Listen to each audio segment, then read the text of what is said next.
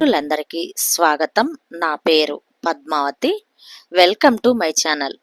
ఈరోజు మనం వినబోయే కథ వీరేష్ దర్శనం గారు రచించిన నేటి బంధాలు. ఒక చక్కని కుటుంబ కథ వినేద్దామండి. ఆఫీసులో పనిచేస్తూ ఉండగా మా ఆవిడ నుంచి ఫోన్ వచ్చింది. హలో అన్నానో లేదో మా ఆవిడ ఏమండి ఏమండి అంటూ కంగారుగా త్వరగా ఇంటికి వచ్చేయండి, మన పక్కింటి సుబ్బారావు గారు హార్ట్అటాక్ వచ్చి చనిపోయారు. వాళ్ళ ఇంట్లో శాంతగారు, సుబ్బారావు గారి భార్య ఒక్కతే ఏడుస్తూ కూర్చునున్నారు. సమయానికి వాళ్ళ అత్తగారు కూడా లేరు, బయటకు వెళ్ళారంట. నాకు ఏం చేయాలో అర్థం కావట్లేదు, త్వరగా రండి అని చెప్పి ఫోన్ పెట్టేసింది. అది వినగానే ఒక్క నిమిషం నాకు కాళ్ళు చేతులు ఆడలేదు.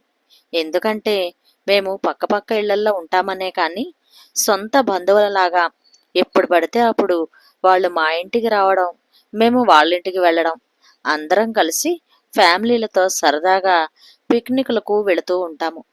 అలాంటి ఒక మంచి స్నేహితుడిని కోల్పోయానంటే మనసుకు చాలా కష్టంగా ఉంది.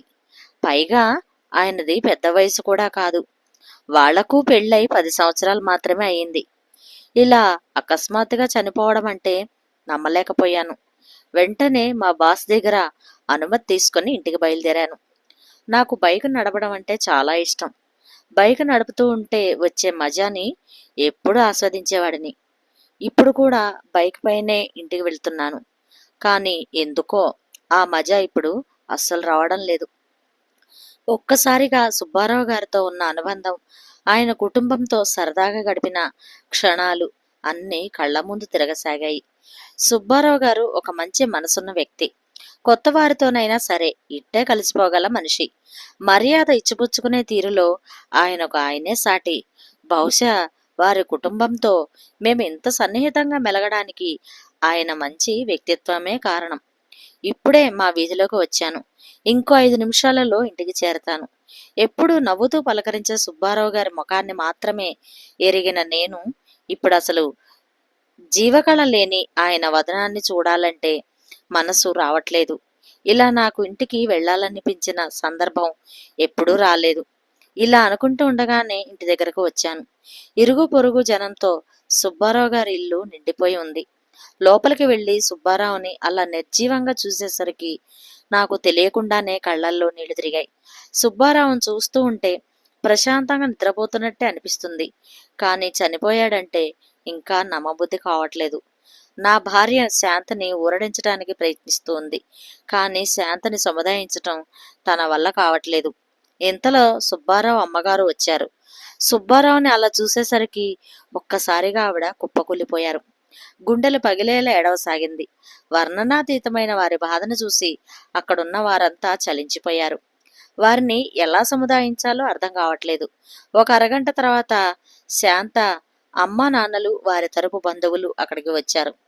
1-2 కన్నీటి బొట్లు అలా రాల్చారో లేదో శాంత వాళ్ళ నాన్నగారు, శాంత బీరువా తాళాలు ఎక్కడున్నాయమ్మా, ఆస్తి పత్రాలు చూడాలి అని అడిగారు. ఆ మాట విన్న మా అందరికీ మతిపోయింది. సుబ్బారావు చనిపోయి ఇప్పటికీ ఇంకా 2 గంటలే అవుతుంది. ఇంకా ఏ కార్యక్రమాలు పూర్తి కాలేదు. కానీ అప్పుడే ఆయన ఆస్తి గురించి అడుగుతూ ఉంటే అసలు తనని ఏమనాలో అర్థం కావట్లేదు. ఇలాంటి మనుషులు కూడా ఉంటారా అనిపిస్తుంది. లాగిపెట్టి చెంప మీద చెళ్ళుమని ఒకటి ఇవ్వాలనిపించింది. నిజానికి సుబ్బారావుకు కూడా తన మామ అంటే ఇష్టం లేదు.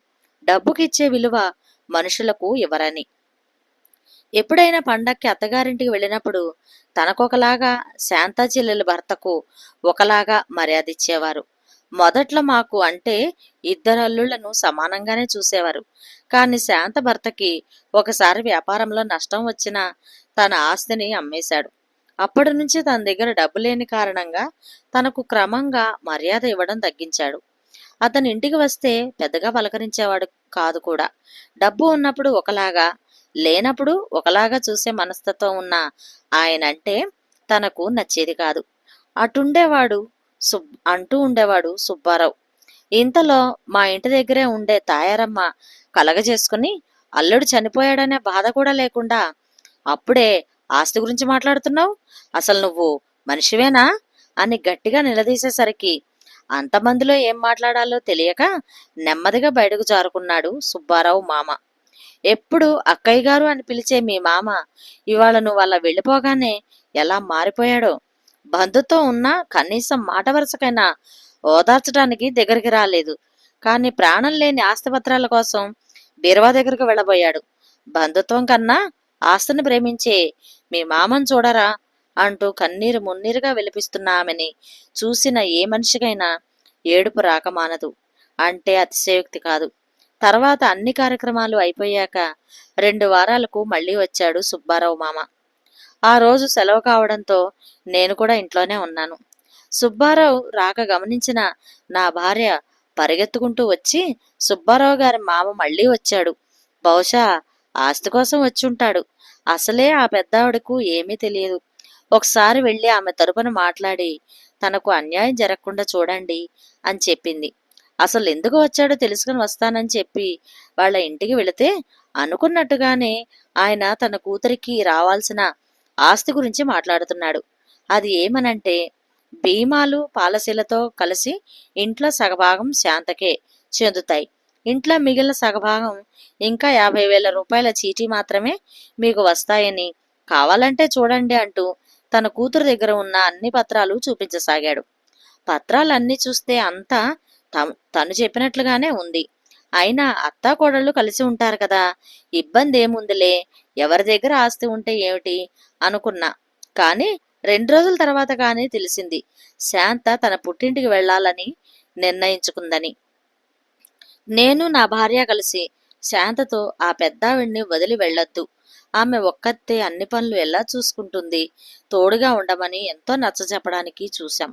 కానీ శాంత అందుకు ఏమాత్రం ఒప్పుకోలేదు. తన తండ్రితో పాటు తనకు రావాల్సిందంతా తీసుకుని వెళ్ళిపోయింది.